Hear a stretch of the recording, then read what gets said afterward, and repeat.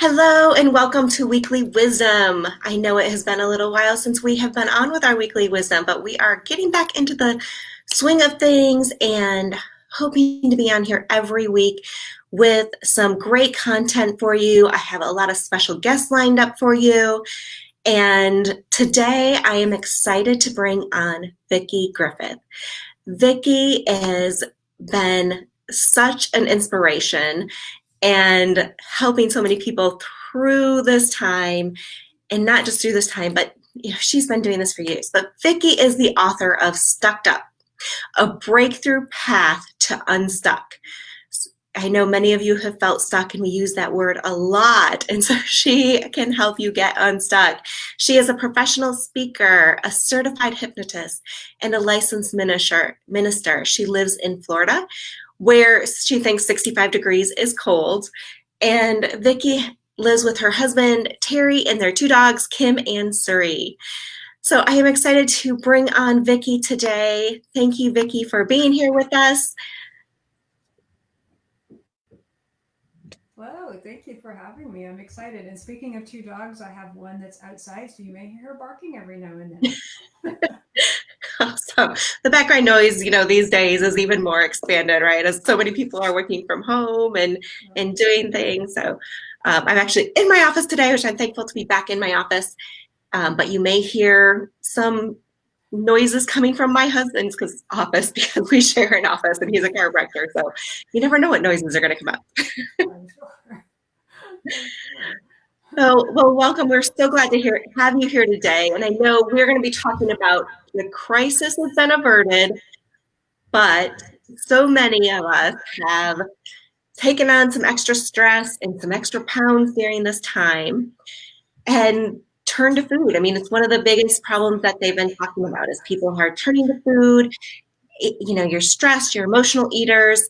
And I want you to just share with us, what can we do to help with these lingering cravings that are going on after this crisis?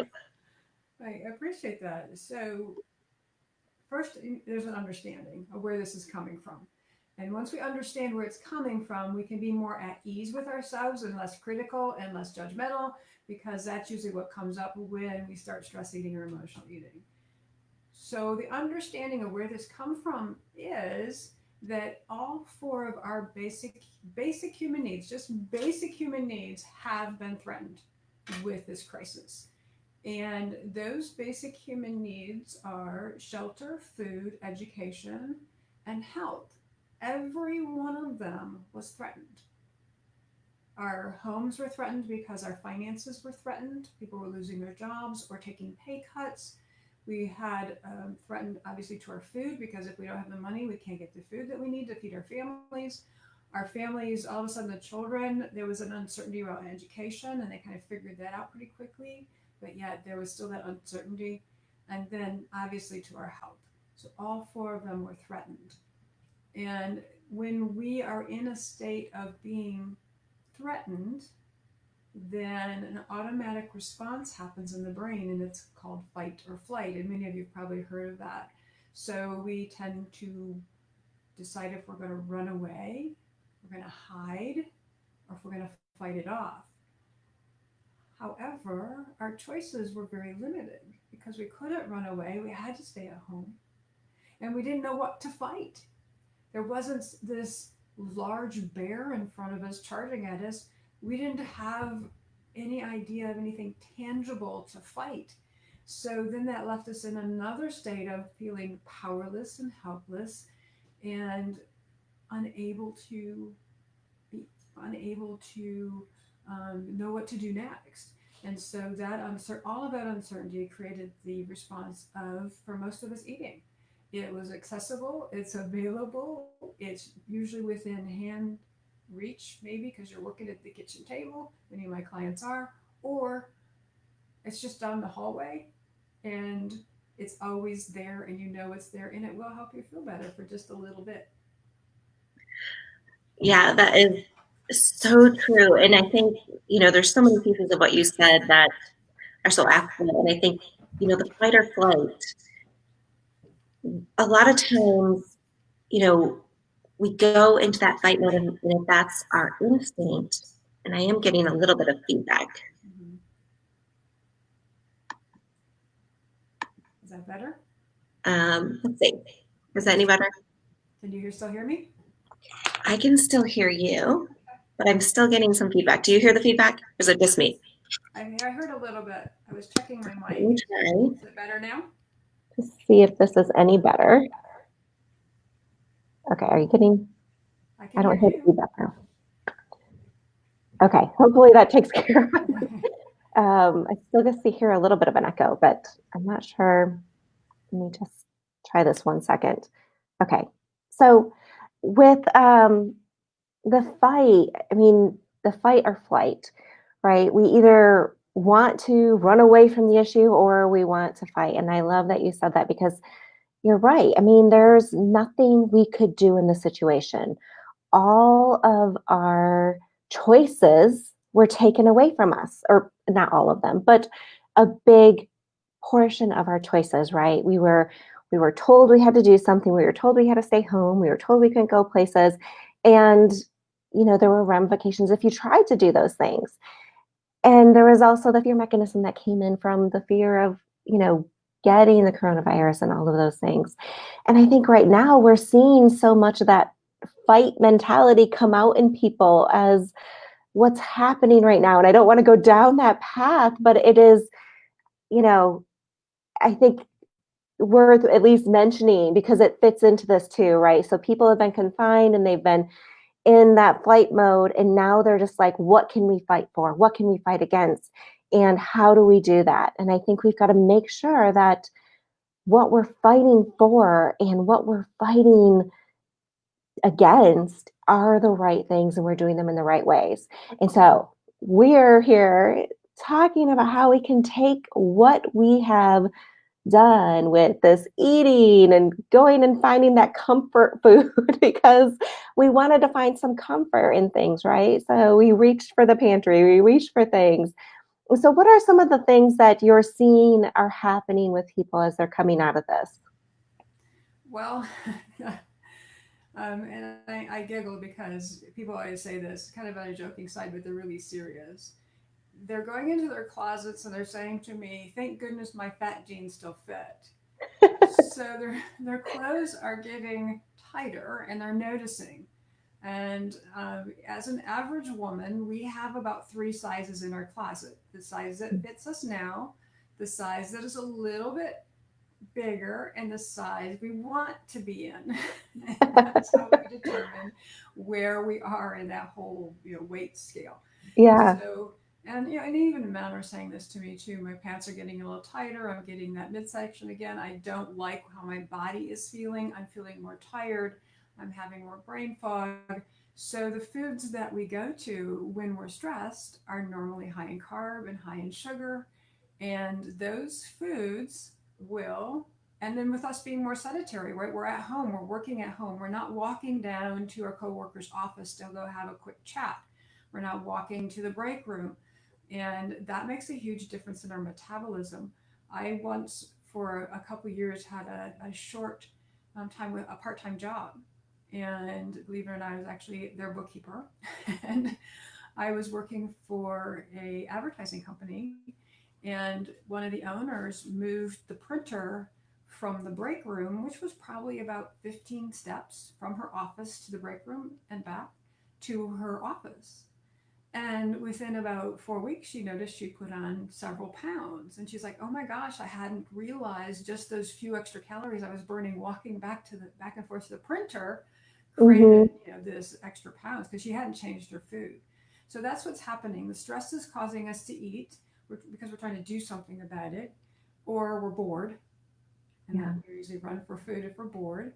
And we can't, like you said, we couldn't get outside in some places, and some places we're fortunate to be able to get outside. So that's changed a lot in how we've what's happening is the motivation to get back into our at least the sizes that fits us now Yeah. in the fat jeans, so we can work towards the skinny jeans is what's happening right now. People are finally done with it. And as you said, however, tension is really high again right now, and the sadness is and the helplessness and the anger, all of that is needing to be addressed at some level so that you can release it and it's now outpouring in pounds, stress, agitation. Yes, absolutely. I mean, it's saddening that we're going back into another type of crisis, and that there's so much going on that's causing even more stress and hurting more businesses and hurting more people. And now it's, what do you do to come out of this? What are, some of the tips that you give your clients that they can do in order to move from this place of having to just reach for comfort, not getting out and doing the exercise they normally do? What are some things that we can start doing? Well, comfort is the key word. So finding a way to get that comfort for yourself.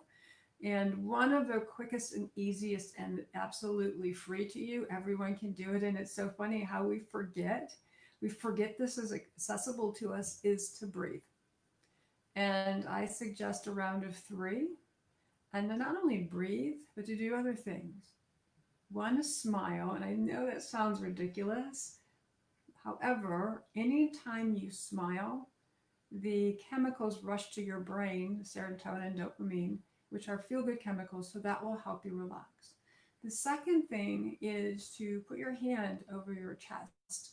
And this action helps our body to settle down. We've learned over the past 10 years how important it is for newborn babies to have skin to skin contact. And a lot of times that is they put them on the mother's chest. And that feeling is so comforting about having this, just having your hand here and taking a deep breath in while you're smiling and release it and say, I am safe. And you do that two more times, breathing in and release, saying, I am safe. And I know it feels ridiculous. Breathe in again and release, saying, I am safe. You do that as many times as you want. Most time I recommend to my clients at least 3 rounds. So that would be one set of three. You do 2 more rounds. There's also another way to help you settle your energetic system, your nervousness down, and that's through a technique called tapping.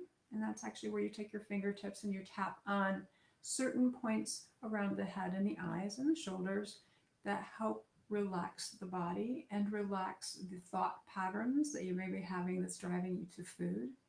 And the technique is really, really, really simple to learn. And I actually have a program that you can get absolutely no obligation called Crush Cravings. And it will walk you through the process so that you can release not only the craving, but the stress. And so let me just give you a real short version. I know we're running close to time here, but a real short version of how that works. You're going to tap with your dominant hand. I'm right hand dominant. So you're going to see me tap with my right hand. If you're left hand, then just do the opposite. You're going to start tapping right here, and you're always going to state an affirmation. And it would be for that moment, whatever you're thinking or feeling. So even though and this looks ridiculous, I get it, I understand, I'm a left brain person, and I didn't do this for a while because I was so stubborn, because it looks silly, until I used it and it worked. Even though I feel stressed, I deeply and completely love and accept myself. Oh, thanks, Tammy. Even Toot it though with you. I feel deeply, go ahead. Even though I feel stressed, Even though I feel stressed, I deeply and completely I am deeply and completely love and accept myself. love and accept myself. And if you're watching us, do this with us. Even though I feel stressed right now, Even though I feel stressed right now, it's okay to feel stressed. it's okay to feel stressed. I deeply and completely I deeply and completely accept these feelings. accept these feelings. Now keep following along. It's going to look more ridiculous than before. In the top of your head, say, I feel really stressed right now. I feel really stressed right now. And then the eyebrow, I feel really stressed right now. I feel really stressed right now. Side of the eye on the corner here, I feel really stressed right now. I feel really stressed right now. And then under your eye, I feel really stressed right now. I feel really stressed right now. Underneath your nose, I feel really stressed right now. I feel really stressed right now. Underneath your lips, I feel really stressed right now. I feel really stressed right now. And then collarbone, doesn't matter, either side of the body, I feel really stressed right now. I feel really stressed right now. And then underneath your arm, which is the silliest one, I feel really stressed right now. I feel really stressed right now. Take a deep breath. What did you notice, Tammy? Got harder and harder to say it because I didn't feel it. You can feel it releasing, and I've done some tapping before too. And so, it's definitely a practice that it does take some getting over. Like, this is silly, and I have to do this, and the repetition makes it kind of anchor in, and the releasing of that. And this is what I noticed about you. Mm-hmm. So as we were doing it, even though it didn't feel like it was helping with your stress, your tone of voice changed. Mm-hmm. So it became more calm. Yeah. There's a little more tone of "I'm okay" in when you were saying the words, even though you didn't feel it right then. And that's what's really amazing about this technique. Sometimes it's so subtle we don't even know that things have shifted for ourselves. Mm-hmm. So that's what's amazing. And then you Yes. do it 3 more times, and that's just for stress. Mm-hmm. The crush cravings will actually show you how to release your cravings. Awesome. And that is something that I think so many people need. I know I have needed that. And sugar is definitely one of my downfalls. It's something I reach to. And so I can't wait to read your crush cravings. And for all of you on, we will post that in the comments below in just a minute. And so you can go grab that free guide to help you crush your cravings that you're still having after this pandemic. Absolutely. Crushcravings.com. And thanks for having me on today. I really appreciate it. Yeah, absolutely. It's very fun having you. And I do a similar exercise with a hand over the heart and then a hand on the stomach. And so it's great to see how we can use these tools in different ways that we may already be using and add new tools to our toolbox. So thank you so much for being on. Let's go crush some of those cravings and remember to fight for the things that matter and fight for in the right way, in the right manner. Right now we might be fighting to lose those pounds. We might be fighting to let go of some of that stress. And let's all do it in a way that is going to lift ourselves up, lift others up, and leave us all in a better place. Right. So thank you for joining us on this weekly wisdom. We will see you next time. Bye, everyone.